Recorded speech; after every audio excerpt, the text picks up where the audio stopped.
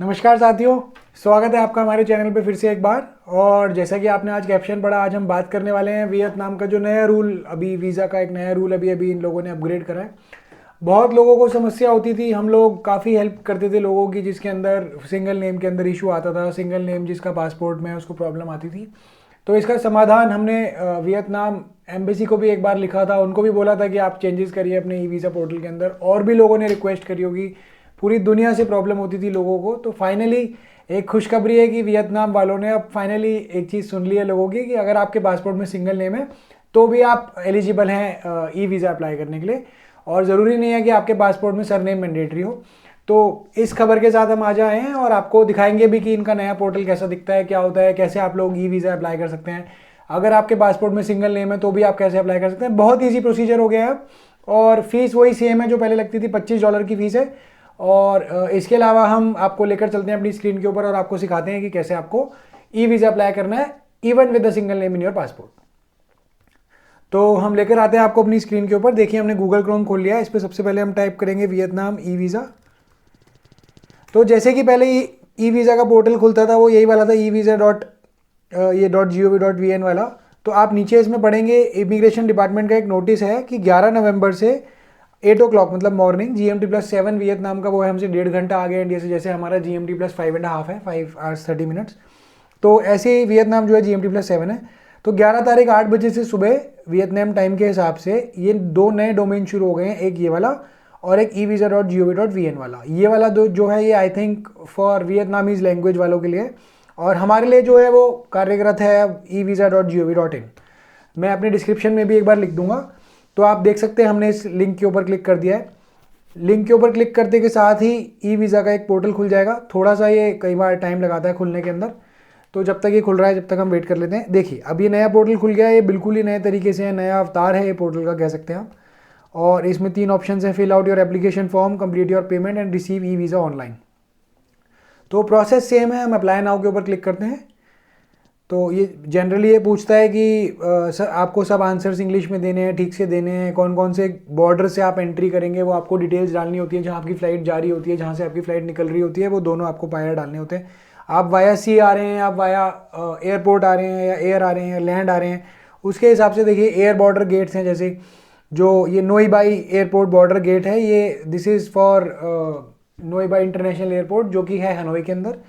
Similarly जो आप देखेंगे एक और इसके अंदर होगा Tan Son airport, Tan Son Nhat airport border gate, ये होचिमिन के अंदर बड़ा फेमस एयरपोर्ट है। तो बेसिकली इन दो बॉर्डर्स के ऊपर ही एक फ़्लाइट डायरेक्टली जाती है।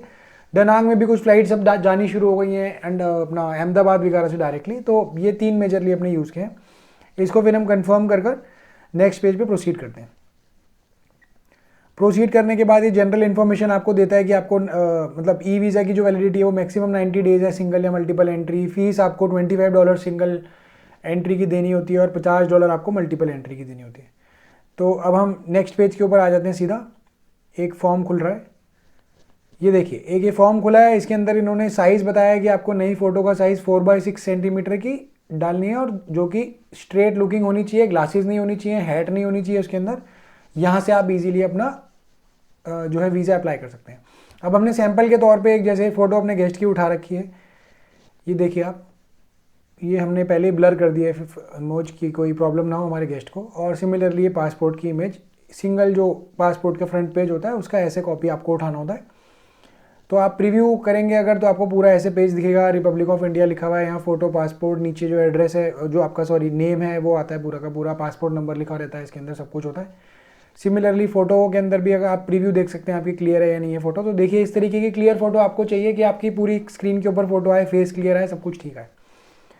देन आप देख सकते हैं इंपॉर्टेंट पार्ट इज़ कि इन्होंने सरनेम जो है वो अब मैंडेटरी फील्ड नहीं है, यहाँ पर स्टार नहीं लगा हुआ है जैसे फर्स्ट नेम पे लगा हुआ है। तो सबसे इंपॉर्टेंट चीज़ ये है, बहुत ही बड़ी न्यूज़ आई है वियतनाम से, क्योंकि बहुत लोगों के पैसे खर्च होते थे, 4-5 हज़ार रुपये लगभग ग्रांट लेटर में लग जाते थे, फिर वहाँ जाके $25 की फ़ीस पे करनी पड़ती थी।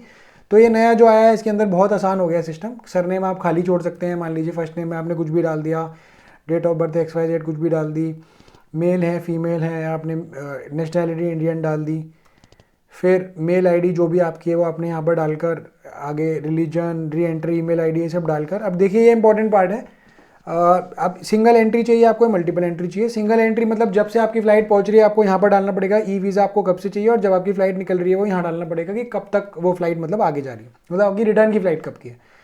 देन डेट ऑफ इशू आपके पासपोर्ट का कब है, यहाँ पासपोर्ट नंबर डालना है। एक्सपायरी डेट कब है आपके पासपोर्ट के अंदर, वो सब इन्फॉर्मेशन डालकर यहाँ पर आपको अपना परमानेंट रेजिडेंशियल एड्रेस डालना है, जो कि पहले इंपॉर्टेंट फील्ड नहीं थी, मैंडेटरी फील्ड नहीं थी। अब इन्होंने ये भी मैंडेटरी कर दिया कि आपको अपना रेजिडेंशियल एड्रेस जो कि पासपोर्ट में है वो डालना पड़ता है।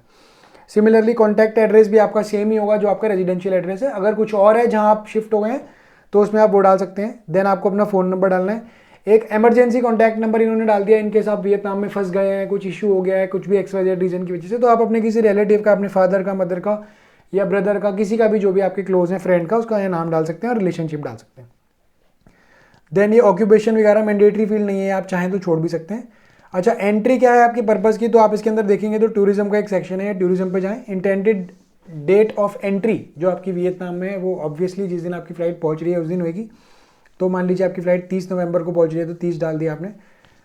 Then phone number in Vietnam आप खाली छोड़ सकते हैं। रेजिडेंशियल एड्रेस इन वियतनाम, अब ये एक इंपॉर्टेंट पार्ट है, इन्होंने प्रोविंस, डिस्ट्रिक्ट और वार्ड वगैरह ये मैंडेटरी फील्ड्स कर दिए हैं। तो आपको अप्लाई करते हुए ध्यान रखना है कि होटल की वेबसाइट पे उनका एड्रेस देखना है। प्रोविंस आपको ठीक से करना है कि प्रोविंस बिल्कुल ठीक से जाए, जैसे हनोई सिटी का आपका प्रोविंस या सिटी है। देन डिस्ट्रिक्ट आपका मान लीजिए कोई सा भी डिस्ट्रिक्ट है, मान लीजिए थैन ट्री डिस्ट्रिक्ट है या कोई भी डिस्ट्रिक्ट है वो आपको यहाँ डालना है। देन वार्ड जो है वो आपको इधर डालना है। ये सब आपको होटल के आपके वेबसाइट पे मिल जाएगा। वार्ड एंड ऑल जो डिटेल्ड एड्रेस लिखा होता है उसके अंदर ये ऑप्शंस आते हैं। Then gate of entry of water, जैसे हमने शुरू में बताया था, नोई बाई इंटरनेशनल एयरपोर्ट है, वो हनोई के अंदर है। अगर आप हनोई लैंड हो रहे हैं, अगर आपको होचिमिन में लैंड होना है तो आपका है Tan Son Nhat International Airport. इसके अलावा आपका जो एग्जिट है, सिमिलरली एग्जिट आप कौन से एयरपोर्ट से कर रहे हैं, होचिमिन से कर रहे हैं या फिर हनोई से कर रहे हैं या डनांग से कर रहे हैं, तो आपको इसके अंदर वो चीज़ डालनी है। बाकी इसको चेक करना है और सिमिलरली आप बस इसको डिक्लेयर कर नेक्स्ट पे क्लिक कीजिए और उसके बाद आपके मेल पे एक वो आ जाएगा यूनिक आइडेंटिफिकेशन नंबर। बस आपका अगले पेज पे आपको रिव्यू करना है अपना पूरा का पूरा डॉक्यूमेंटेशन, जो आपने चीज़ें भरी हैं एज पर योर डॉक्यूमेंट भरी है नहीं भरी है, आपकी फ़ोटो करेक्ट है या नहीं है। तो एक रिव्यू पेज खुलकर आता है जिसमें आप इन डिटेल सब चीज़ें चेक कर सकते हो और उस रिव्यू पेज के बाद आपको डायरेक्टली एक मेल आएगी। देन आप थर्ड स्टेप पर जाते हैं जो कि पेमेंट स्टेप है, और पेमेंट करने के बाद ही आपका सीधा वीज़ा अप्लाई हो जाता है। और ये रिजल्ट वही 4 से 5 वर्किंग डेज में excluding Saturdays and Sunday easily मिल जाता है आपको। तो उम्मीद है कि आपको ये हमारी वीडियो अच्छी लगी होगी। छोटी वीडियो बनाई है कि आपको समझ में भी अच्छे से आए वियतनाम का नया रूल क्या है, नया वीज़ा आप कैसे अप्लाई कर सकते हैं। तो इसी के साथ हम विदा लेते हैं आपसे और आगे के लिए हमारे साथ जुड़े रहें। कोई भी नई जानकारी किसी भी कंट्री के वीज़ा के बारे में आएगी तो हम ज़रूर आपको देंगे। धन्यवाद, जय हिंद।